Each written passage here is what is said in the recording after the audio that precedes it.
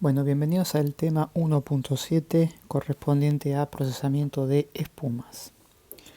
Vamos a hablar en esta ocasión del poliestireno expandible, el polietileno y poliestireno expandible y finalmente la espuma de poliuretano. Moldeo de poliestireno expandible. La espuma de polietileno es un producto de célula cerrada, rígido y de bajo peso. Sus usos van desde aislantes, empaquetamiento, recipientes para comida, copas, sistemas de flotación, etc. Es el viejo y querido y no adecuadamente nombrado espuma plus, que tiene, o Thermopol en el caso argentino, que tiene, como acabamos de ver, un sinnúmero de aplicaciones en el día a día. El proceso de obtención consiste básicamente en la expansión de esferas de poliestireno que contienen un agente esponjante en su interior. La expansión final se da en dos etapas, una preexpansión y una expansión final, lo cual permite estabilizar el material antes de darle la conformación final. Se lo conocen tres tipos de calidades, que son para bloques, para formas y para vasos. Básicamente la idea detrás de esto es contar de vuelta con una pequeña esferita, una pequeña perla de poliestireno que está fundido. Como ustedes saben, es un material termoplástico. Sabemos perfectamente cómo es la estructura del poliestireno, de lo que vimos en la primera clase.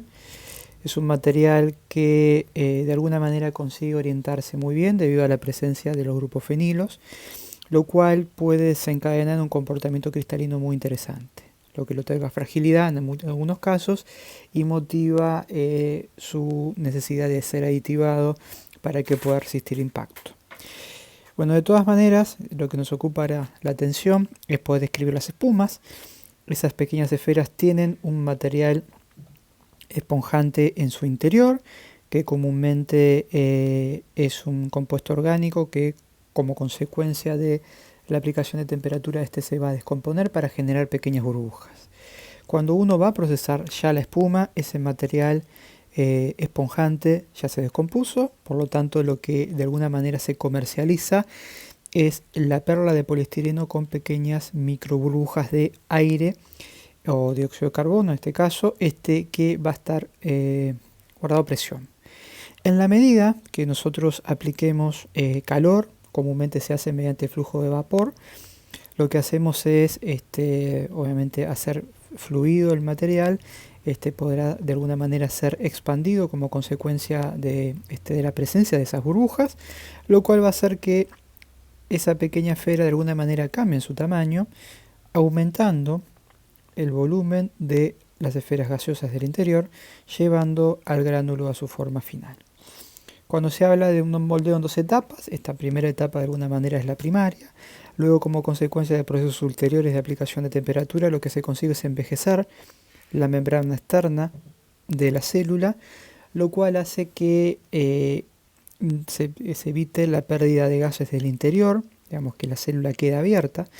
De alguna manera el objetivo de este proceso es mantener la estructura de celda cerrada, es decir, que estos pequeños espacios compartimentales donde estaba alojado el gas de alguna manera no se conecten entre sí y de alguna manera entonces darle la estabilidad mecánica que este sistema requiere.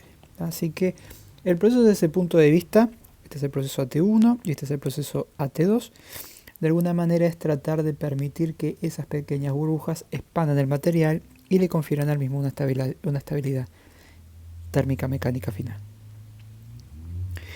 La extrusión de espumas implica la preparación de la mezcla justamente para dar lugar a esta esfera que habíamos comentado en la etapa primaria. Ahí lo que se hace es extrudar el poliestireno y se lo mezcla con un agente nucleante y un agente esponjante. ¿Qué es el agente nucleante? El agente nucleante principalmente puede ser un óxido, algún sólido que de alguna manera se disuelve en la matriz y sobre esos gránulos del sólido, si esta es la matriz del poliestireno, imaginen los gránulos del sólido, cuando nosotros mezclemos el agente esponjante, que comúnmente está en estado líquido, esas gotas del agente esponjante se van a ubicar sobre la superficie del agente nucleante. Entonces, si yo tengo mucho agente nucleante, es más probable que de alguna manera el agente esponjante se ubique sobre el mismo.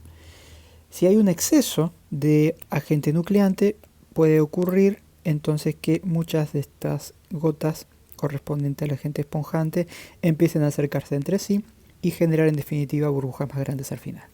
Así que hay un delicado balance entre la proporción del agente nucleante versus el agente esponjante para controlar en definitiva el tamaño y forma de burbuja. Bien, ¿cuáles son los agentes esponjantes más comúnmente utilizados? Bueno, históricamente se utilizó los compuestos de clorofluorocarbono, que son altamente contaminantes y nocivos para la atmósfera, y por suerte ha ido en decremento y prácticamente podemos decir que no hay uso del mismo al día de hoy, y se ha transitado a otro tipo de agentes, no por ser mucho mejores, sino simplemente por no ser tan nocivos como los clorofluorocarbonos, como son el butano y lo son el pentano. El agente nucleante, como decíamos, es un polvo sólido que va en proporción desde el 0,2 al 2%, comúnmente es talco, o sea, son sulfatos varios. Y en algunos casos se puede utilizar también una mezcla de ácido cítrico con bicarbonato, que aparte de ofrecer las características de agente nucleante, bajo ciertas temperaturas también se puede descomponer y oficiar de agente esponjante también. Las resinas, que vienen como consecuencia del resultado del proceso de extrusión, el fideo extrudado se peletiza y de alguna manera conseguimos tener los gránulos de forma cilíndrico o esférico para ser utilizado en el proceso propiamente dicho de esponjado. Ahora vamos a describir las espumas de poliuretano. En el caso del poliuretano lo que tenemos en realidad es el propio proceso de polimerización in situ. Esto es algo que se da también a nivel casero cuando uno compra espuma de poliuretano para un determinado acabado o reparación a nivel del hogar, en el cual uno tiene el dispensador. Se puede ver claramente que se produce una mezcla de los dos reactivos, que en este caso es un isocianato y un alcohol. En este caso vamos a describir en común el proceso de poliuretano.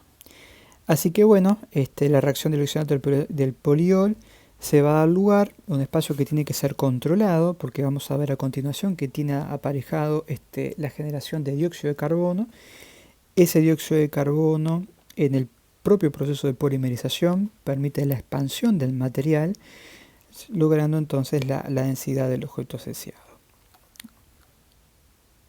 Para ver un poco el mecanismo de acción, podemos ver que en principio se tienen que utilizar catalizadores y es necesaria la presencia de agua. La presencia de agua de alguna manera activa al isocianato, que luego el nitrógeno actúa capturando uno de los hidrógenos del agua para generar justamente esta especie. Esa especie a posterioridad de alguna manera se da el proceso de eliminación del dióxido de carbono generando esta amina reactiva. Este dióxido de carbono es el que decíamos que es responsable de la expansión y espumado del material. Pero bueno, la amina a su vez es lo suficientemente reactiva para dar lugar al siguiente proceso de ataque hacia el grupo isocianato para finalmente dar lugar a la unión urea, que corresponde en el caso al poliuretano. Este proceso, como les decía, se puede realizar mediante la mezcla in situ en el lugar. Por ejemplo, en el caso de producción de colchones a nivel industrial, es muy fácil de alguna forma tener dos recipientes. En un lado donde se mezcla la mitad de los catalizadores en presencia de isocianato, que es, dicho sea de paso, una sustancia bastante tóxica. En otro caso vamos a tener el alcohol, en presencia de los restantes catalizadores. Esto luego va a un único dispositivo de mezcla rápida, porque en menos de 30 segundos se empieza a dar lugar el proceso de polimerización. Y esa mezcla así preparada se vierte en un recipiente mayor, donde se va generando la espuma y se alcanza el tamaño final. Entonces suele ser en cajones de madera que van a estar recubiertos de nylon y cerrados en la parte superior, donde finalmente se obtiene un bloque único de poliuretano que, al igual que en el caso del poliestireno, se puede cortar mediante hilos a temperatura para darle la forma final. De vuelta, considerando que el volumen del recipiente final de expansión es conocido, sabiendo con qué masa vamos a contar, es que se puede ajustar la densidad del material. Y esa densidad obviamente nos permitirá luego adecuar el producto si es necesario realizando cortes o procesos ulteriores de acabado. Con esto terminamos entonces el moldeo de espumas.